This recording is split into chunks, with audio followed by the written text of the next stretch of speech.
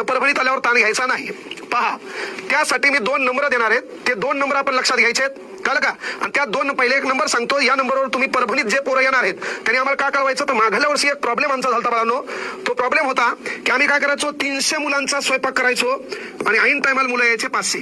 तर आमची घाई गडबड होऊ नये, आम्हाला टेन्शन येऊ नये म्हणून तुमचा एक भाऊ म्हणून विनंती करतो की मी जे नंबर सांगेल 77 74 84 0095, कळलं का? या नंबरवर कॉल करायचा. 77 74 84 0095 की बाबा मी परभणीच्या भरतीला येणार आहे. म्हणजे जेणेकरून तुमचा कॉल आम्हाला आला तर बाबा 13 तारखेला तुम्ही किती जण येणार, त्याच्यानंतर तुमच्या किती जणांची जेवणाची व्यवस्था करायची याचा अंदाज आम्हाला कळेल. म्हणून भावांनो विनंती आहे की आम्हाला ते कळवा या नंबरवर.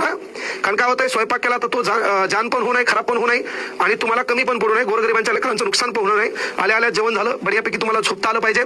यावर्षी बऱ्यापैकी तिथे एखादा म्हणजे डिजिटल बोर्ड लावतो जेणेकरून एखादा व्हिडिओ पाहता येईल. पाहता तुम्हाला झोप आली पाहिजे. सकाळी रिलॅक्स मध्ये तुम्हाला ग्राउंडला